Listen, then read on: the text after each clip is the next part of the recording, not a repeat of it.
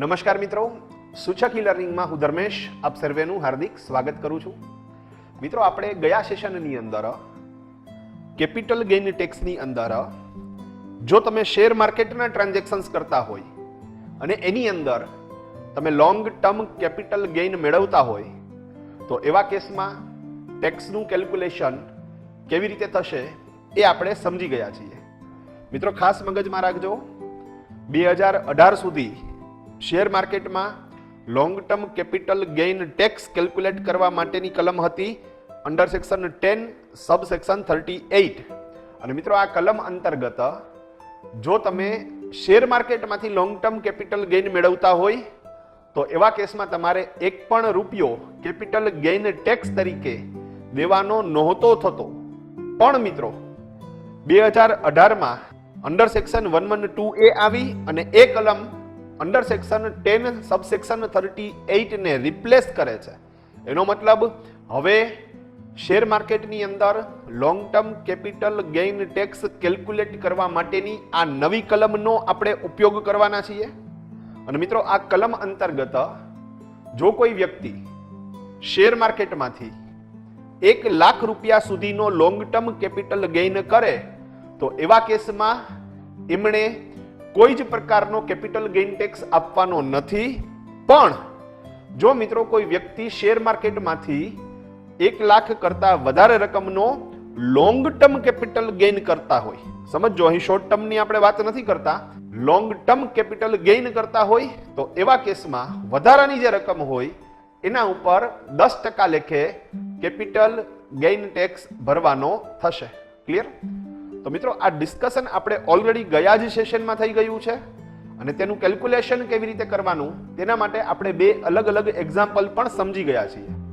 મિત્રો, ગયા સેશનમાં જતા જતા આપણે એક વાત કરેલી કે જો તમે કોઈ શેરનું ઇક્વિઝેશન, સમજજો, કોઈ શેરની ખરીદી 31 જાન્યુઆરી 2018 સુધીમાં કરેલી હોય, એનો મતલબ એવો થયો કે 1 ફેબ્રુઆરી 2018 પહેલા કરેલી હોય।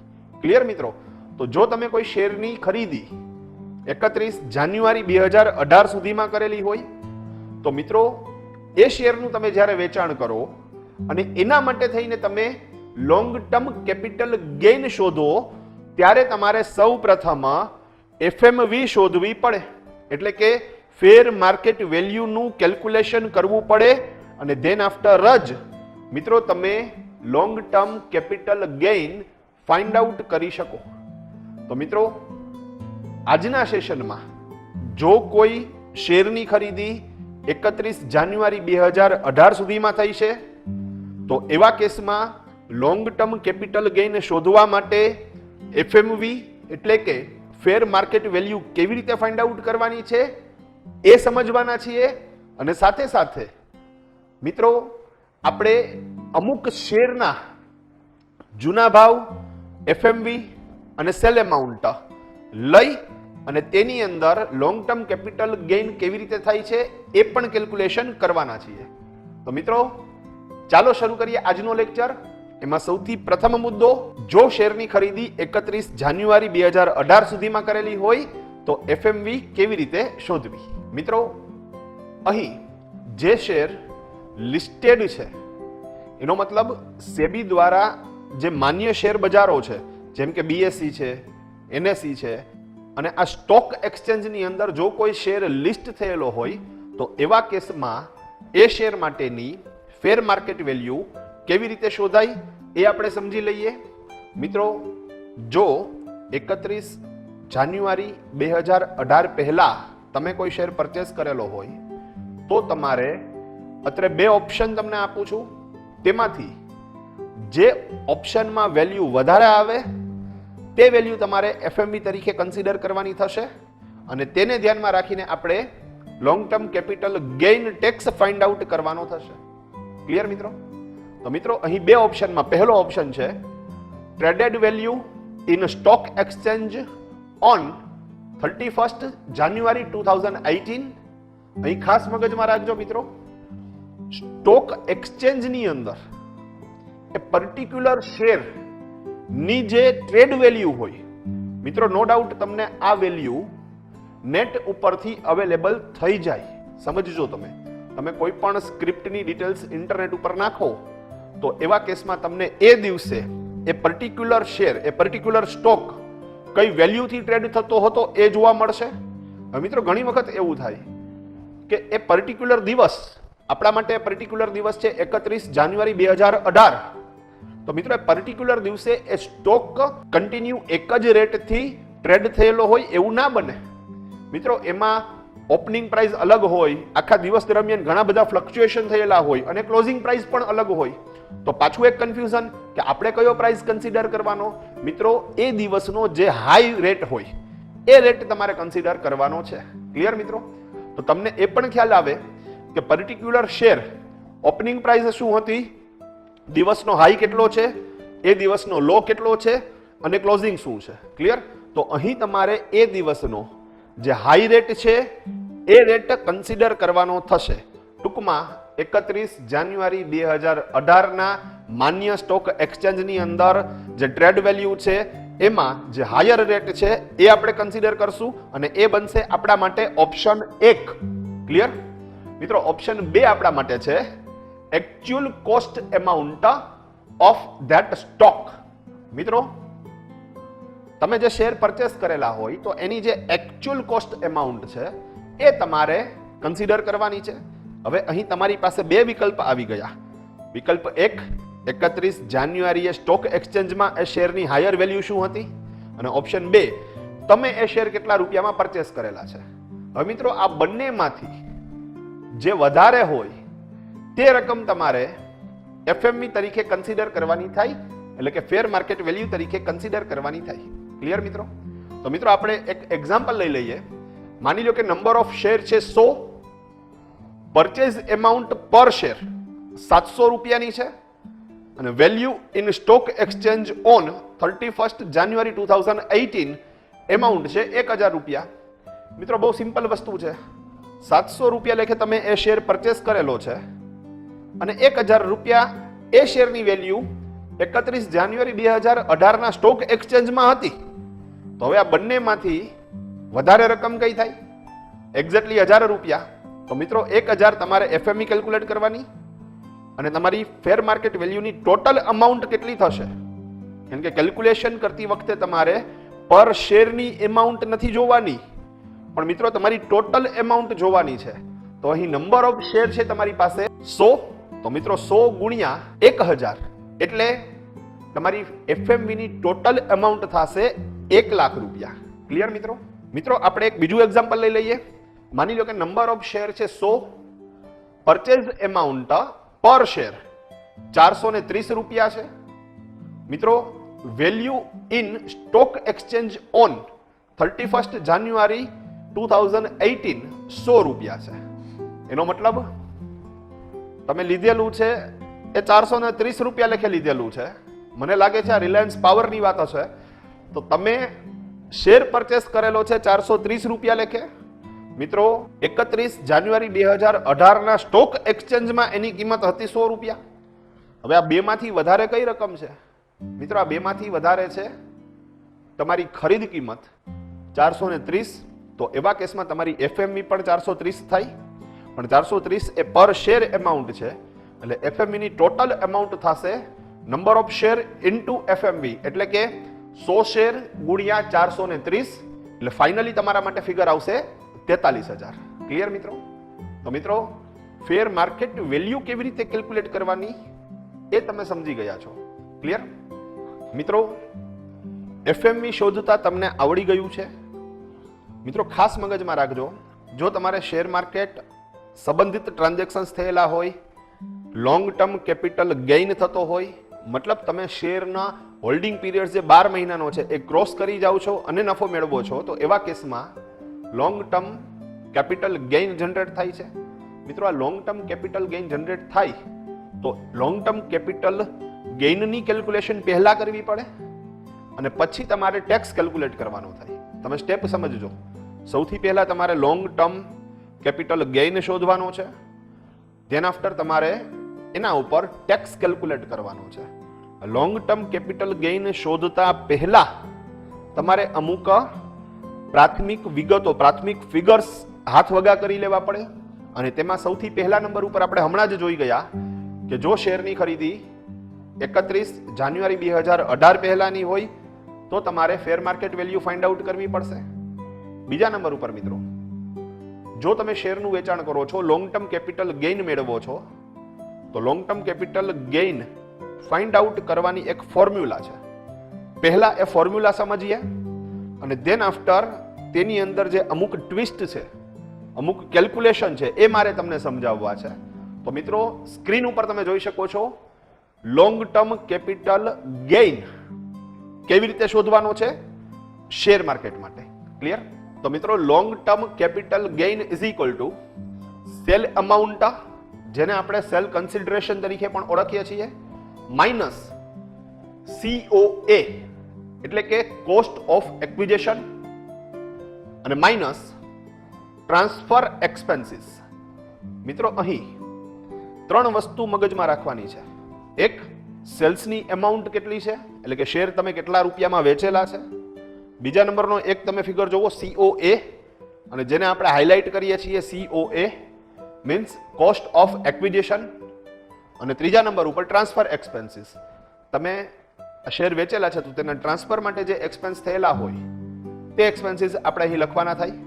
તો સેલ્સની રકમમાંથી તમારે COA એટલે કે તમારા શેરની પડતર માઇનસ કરવાની છે અને ધેન આફ્ટર તમારે ટ્રાન્સફર એક્સપેન્સ માઇનસ કરવાના છે. ક્લિયર? મિત્રો, અહીં સેલ્સની એમાઉન્ટ તમને સરળતાથી મળી જશે, બિલ ઉપરથી મળી જાય, ડિટેલ્સ ઉપરથી મળી જાય. મિત્રો, તમને ટ્રાન્સફર એક્સપેન્સની ડિટેલ્સ પણ સરળતાથી મળી જશે, પણ ખાસ મગજમાં રાખજો COA તમારે ફાઇન્ડ આઉટ કરવાનું થશે. ક્લિયર છે મિત્રો? કોસ્ટ ઓફ એક્વિઝિશન તમારે ફાઇન્ડ આઉટ કરવાનું થશે. તો સમજો, આ ફોર્મ્યુલા ફાઇનલ ક્યારે થશે? જ્યારે COA મળશે. હવે પ્રશ્ન એ આવે કે cost of acquisition find out કેવી રીતે કરવી? મિત્રો, cost of acquisition find out કરવા માટે એક ફોર્મ્યુલા હું આપું છું. એ ફોર્મ્યુલા તમે નિરાતે સમજજો, કારણ કે કન્ફ્યુઝ થવાના ચાન્સીસ પૂરેપૂરા છે. તો મિત્રો, કોસ્ટ ઓફ એક્વિઝિશન કેવી રીતે ફાઇન્ડ આઉટ કરવું એ પહેલા સમજીએ, અને ધેન આફ્ટર તમારા બધા જ જે ફિગર્સ છે એ ફિગર્સને તમે લોંગ ટર્મ કેપિટલ ગેઇનની ફોર્મ્યુલામાં નાખો એટલે તમને લોંગ ટર્મ કેપિટલ ગેઇન મળે. ક્લિયર મિત્રો? તો COA ફાઇન્ડ આઉટ કરવા માટે મિત્રો બે વિકલ્પ હોય આપણી પાસે, અને એની અંદર જે હાયર વિકલ્પ હોય એટલે કે જે હાયર વેલ્યુ વાળો વિકલ્પ હોય એ વિકલ્પને આપણે કોસ્ટ ઓફ એક્વિઝિશન તરીકે કન્સિડર કરવાનું થાય. સમજજો, અહીં બે વિકલ્પ આપું છું. બે વિકલ્પમાંથી જે હાયર વેલ્યુ વાળો વિકલ્પ હોય, જેમાં ઊંચી કિંમત આવતી હોય, એ વિકલ્પ તમારે કોસ્ટ ઓફ એક્વિઝિશન તરીકે કન્સિડર કરવાનો થશે. ક્લિયર? મિત્રો, પહેલા નંબરનો વિકલ્પ એક્ચ્યુઅલ કોસ્ટ, શેરની જે ખરેખર પડતર છે તે કિંમત તમારે અહીં ધ્યાનમાં રાખવાની છે. અને બીજા નંબરનો વિકલ્પ, મિત્રો, બીજા નંબરના વિકલ્પમાં એવું લખેલું છે કે lower of A or B. સમજજો, lower of A or B એટલે એનો મતલબ એમ કે બીજા નંબરના વિકલ્પમાં પાછા પેટા બે વિકલ્પ આવેલા છે, અને તેમાં એવું કીધું છે કે બીજા નંબર માટે A અને B માંથી જે ઓછી કિંમત હોય એ કન્સિડર કરો, અને ધેન આફ્ટર પહેલો વિકલ્પ અને બીજા વિકલ્પમાં જે વધારે હોય એ કન્સિડર કરો. કન્ફ્યુઝ ના થતા રિપીટ કરીને જોવું પડે તો જોઈ લેજો. પણ બીજા નંબરના વિકલ્પમાં શું કીધું છે કે ભાઈ lower of A or B. હવે એ માટે એવી વાત કરેલી છે કે FMV એઝ ઓન 31st જાન્યુઆરી 2018, અને B ની અંદર કીધેલું છે સેલ અમાઉન્ટ. મિત્રો, તમને પહેલો એક નંબરનો ઓપ્શન એવું કીધું છે કે એક્ચ્યુઅલ કોસ્ટ, તમે જે શેર પરચેસ કરેલો છે એની ખરેખર જે કિંમત છે એ લખી નાખો. બીજા નંબરના વિકલ્પમાં તમને એવું કીધું છે કે lower of A or B, એટલે હવે A અને B આપીએ છીએ એમાંથી જે ઓછું હોય તે લ્યો. તો એમાં એની અંદર એ લોકોએ લખેલું છે FMV એઝ ઓન 31st જાન્યુઆરી 2018. તો આપણે હમણાં જે FMV કેવી રીતે ફાઇન્ડ આઉટ કરવી એ જોઈ લીધું છે. અને ધેન આફ્ટર તમને B માં ઓપ્શન આપેલો છે actual cell amount, cell consideration amount. આ બે માંથી જે ઓછી હોય એ કિંમત તમારે ધ્યાનમાં રાખવાની છે. તો તો હવે તમારે શું કરવાનું, એક નંબરના વિકલ્પમાં જે એમાઉન્ટ આવે એ ફાઇન્ડ આઉટ કરો, પછી બીજા નંબરના વિકલ્પમાં જે એમાઉન્ટ આવે એ ફાઇન્ડ આઉટ કરો, અને હવે આ બેમાંથી જે હાયર હોય, જે વધારે હોય, એ રકમ તમારે કોસ્ટ ઓફ એક્વિઝિશન તરીકે કન્સિડર કરવાની થશે. મિત્રો આપણે વધારે કન્ફ્યુઝ નથી થવું. આપણે એક એક્ઝામ્પલ લઈ લઈએ. મિત્રો માની લો કે કોઈ વ્યક્તિ માટે શેરની ખરીદ કિંમત 50,000 રૂપિયાની છે. હવે મિત્રો એમણે એ શેર 31 જાન્યુઆરી 2018 પહેલા ખરીદ કરેલા છે. માની લો કે એમણે 1/4/2016 ના એ શેર ખરીદ કરેલા છે. હવે મિત્રો એ શેરનું જો અત્યારે વેચાણ કરવામાં આવે, માની લો કે એમણે 1/4/2020 ના એ શેરનું વેચાણ કરેલું છે અને એ વેચાણ એમણે 1,20,000 રૂપિયામાં કરેલું છે. સમજજો, વેચાણ કરેલું છે 1,20,000 રૂપિયામાં. હવે તમે સમજી શકો છો અહીં હોલ્ડિંગ પીરિયડ 12 મહિનાથી વધારે છે અને એટલા માટે એ વ્યક્તિને long term capital gain calculate કરવાનો થાય. સૌથી પહેલા આપણે એફએમવી ફાઇન્ડ આઉટ કરી. તો એફએમવી ની અંદર એ શેર 31 જાન્યુઆરી 2018 ના સ્ટોક એક્સચેન્જની અંદર જે ભાવે ટ્રેડ કરતો હતો તે ભાવ મુજબ તેની વેલ્યુ થાય છે 1,30,000. તો ફાઇનલી તમે જુઓ મિત્રો, શેરની ખરીદી 50,000 રૂપિયાની છે. 31 જાન્યુઆરી 2018 ના એની એફએમવી આવે છે 1,30,000 રૂપિયાની અને એની સેલ એમાઉન્ટ છે 1,20,000 ની. ક્લિયર મિત્રો? હવે મિત્રો આપણે અહીં cost of acquisition find out કરવાનું છે. તો તમને ખ્યાલ છે, સૌથી પહેલા બે વિકલ્પ લેવાના અને બેમાંથી જે હાયર વિકલ્પ હોય એ તમારે કોસ્ટ ઓફ એક્વિઝિશન તરીકે કન્સિડર કરવાનો. તો એક નંબરનો વિકલ્પ ઓપ્શન 1 એક્ચ્યુઅલ કોસ્ટ. મિત્રો અહીં એક્ચ્યુઅલ કોસ્ટ તમારી 50,000 ની છે. તમને પડ્યું જ કેટલામાં? 50,000 માં. તો એક્ચ્યુઅલ કોસ્ટ 50,000 આપણે લખી નાખીએ. ધેન આફ્ટર તમે જુઓ મિત્રો, તો બીજા નંબરનો ઓપ્શન. હવે બીજા નંબરના ઓપ્શનમાં પેટા બે ઓપ્શન છે અને એમાં જે રકમ ઓછી હોય એ ધ્યાનમાં લ્યો. તો મિત્રો બીજા નંબરના ઓપ્શનમાં એની અંદર એફએમવી એટલે કે ફેર માર્કેટ વેલ્યુ. મિત્રો એ ફેર માર્કેટ વેલ્યુ તમારી થાય છે 1,30,000 અને એ જ રીતે સેલ્સ એમાઉન્ટ, તો સેલ્સ એમાઉન્ટ થાય છે તમારી 1,20,000. મિત્રો હવે આ બીજા નંબરના ઓપ્શનમાં જે એ અને બી આપણે જોયું એમાં ઓછું કયું છે? એક્ઝેક્ટલી એની અંદર જે સેલ કન્સિડરેશન એમાઉન્ટ છે એ ઓછી છે. તો એને આપણે હાઇલાઇટ કરી. તો એને હાઇલાઇટ કરી નાખીએ તો આપણી પાસે હવે બે રકમ મળેલી છે. ઓપ્શન 1 ની અંદર 50,000 અને ઓપ્શન 2 ની અંદર 1,20,000. હવે આ બે માંથી કઈ રકમ મોટી છે? એક્ઝેક્ટલી 1,20,000. તો મિત્રો આપણા માટે અહીં કોસ્ટ ઓફ એક્વિઝિશન થશે 1,20,000. જો કન્ફ્યુઝન તમારે જનરેટ કરવાનું નથી અને ઇન્કમ ટેક્સના જે રૂલ્સ રેગ્યુલેશન છે એના જે નિયમો છે એ નિયમને આપણે 100% ફોલો કરવા પડશે. ક્લિયર મિત્રો? તો મિત્રો અહીં ઓપ્શન 1 અને ઓપ્શન 2 માં હાયર વેલ્યુ 1,20,000 છે એટલે કોસ્ટ ઓફ એક્વિઝિશન 1,20,000 ગણી અને તમારે કેપિટલ ગેઇન કેલ્ક્યુલેટ કરવાનો થાય. તો મિત્રો કેપિટલ ગેઇન કેલ્ક્યુલેટ કરવા માટે long term capital gain is equal to sell amount minus cost of acquisition. હવે મિત્રો સેલ એમાઉન્ટ તમને ખ્યાલ છે 1,20,000 છે અને કોસ્ટ ઓફ એક્વિઝિશન પણ આપણે જે ફાઇન્ડ આઉટ કર્યું હમણાં એ પણ 1,20,000 આવ્યું. તો એવા કેસમાં તમારે અહીં કોઈ પણ પ્રકારનો કેપિટલ ગેઇન થતો નથી. સમજજો, તો કેપિટલ ગેઇન આવશે 0. તો મિસ્ટેક ન થાય એનું તમારે ધ્યાન રાખવાનું છે. મિત્રો આ જ ડિટેલ્સને આપણે થોડાક ફિગર્સ ચેન્જ કરી અને સમજવાનો પ્રયત્ન કરીએ. તો માની લો કે કોઈ વ્યક્તિએ 2016 માં શેરની ખરીદી કરેલી છે 50,000 રૂપિયાની. 31 જાન્યુઆરી 2018 ના સ્ટોક એક્સચેન્જની અંદર એ શેર ટ્રેડ કરે છે 1,10,000 ના ભાવથી અને મિત્રો એનું જે સેલ છે એ સેલ થાય છે 1,20,000 ના ભાવથી. ક્લિયર?